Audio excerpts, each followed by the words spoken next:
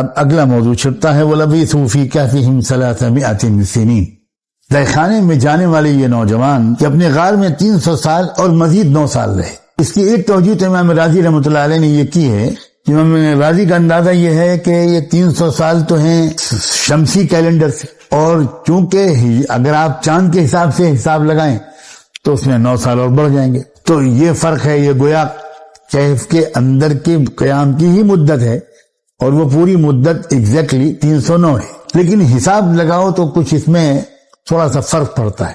تو دوسری ایک بات یہ بھی کہی گئی ہے، اور وہ شاید تاریخ کے مطالعہ کرنے والوں کے نزدیک زیادہ ایکوریٹ ہے، کہ 300 سال تو وہ رہے ہیں غار کے اندر، کہف کے اندر، اور جب ان کا راز فاش ہو گیا اور باہر چرچا ہو گیا اور وہ باہر نکل آئے اور عوامی زندگی بدلے ہوئے ایمانی ماحول میں گزارنے لگے، تو اب اس کے بعد وہ جس مدت تک وہ زندہ رہے وہ 9 سال کی تھی۔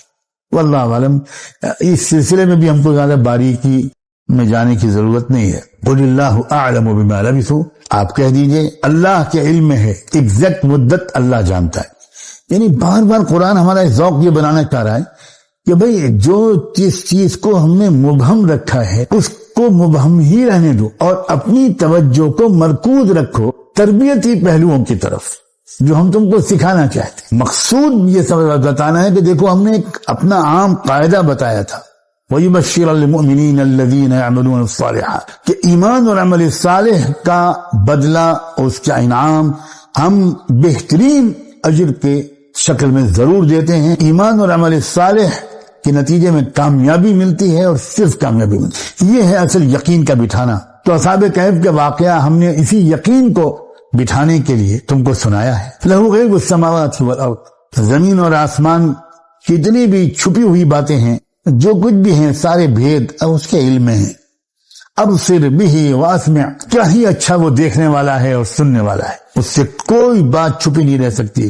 ما لهم من دونه من ولی ولا یشرک فی حکمہ احدا، اور کوئی اس کے علاوہ کوئی کارساز نہیں ہے، اور وہ اپنے حکم میں، اپنی حکمرانی میں کسی کو شریک نہیں کرتا۔ اللہ کی عظمت، ایمان و یقین کی حقیقت کو حاصل کرنے کے لیے اصحاب کہف کے قصے کو بار بار دہراتے رہو، ہمیں دہرانا چاہیے، اس سے ہمارا ایمان مضبوط ہو کہ اللہ تعالیٰ کی قدرت کیا ہے اور اللہ کی سنت کیا ہے۔ یہ ذہن میں رکھیے گا، قدرت اور سنت ان دونوں پر کامل یقین اور ان کے صحیح ادراک کا نام ہی تو ایمان ہے۔ قدرت تو یہ ہے کہ اللہ سب کچھ کر سکتا ہے۔ تم یہ مت سمجھنا کہ کیسے کمزوروں کو فتح ملے گی، کیسے طاقتور حکمرانوں سے کے مقابلے میں ہم کامیاب ہوں گے، یہ مت سوچنا۔ اللہ تعالیٰ سب کچھ کر سکتے، بس اس کی سنت پر تم کھڑے اتر جاؤ، یعنی اس کے سسٹم کو سمجھ لو۔ سسٹم یہ ہے کہ تم جو کر سکتے ہو وہ کر گزرو گے، ایمان کی حفاظت کے لیے، ایمان کی اشاعت کے لیے، دین کی اقامت کے لیے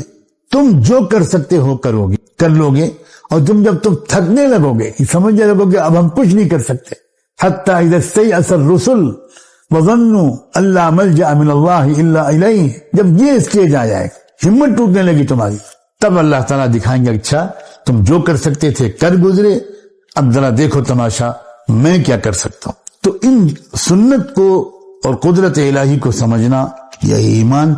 اور میں پھر ایک بار یاد دلاؤں کہ اس دور میں چونکہ سارا یقین اسباب سے جڑ گیا ہے، فتنہ دجال کے اثر سے اس مادیت کے دور نے غیبی نظام پر یقین کو کمزور کر دیا ہے۔ اس لیے اس وقت کا سب سے اہم سبق اپنی اصلاح و تربیت کا وہ غیبی نظام پر یقین کو بحال کرنا ہے۔ بار بار اس مضمون کو دہرایا جائے، بار بار سنا جائے، بار بار بولا جائے، بار بار سوچا جائے، تو انشاءاللہ اسباب کا تاثر ہمارے دل و دماغ پر غالب نہیں آ پائے گا، اور ہر اہم مسئلے پر غور کرتے وقت ہماری فکر کی اور رائے کی جو بنیاد ہوگی وہ اسباب سے مرعوبیت اور ظاہری احوال سے مرعوبیت اور خوف کی بنیاد پر ہماری رائے کھڑی نہیں ہوگی، بلکہ ہماری اس رائے کی بنیاد جو ہوگی وہ ایمان پر ہو، یقین پر ہو۔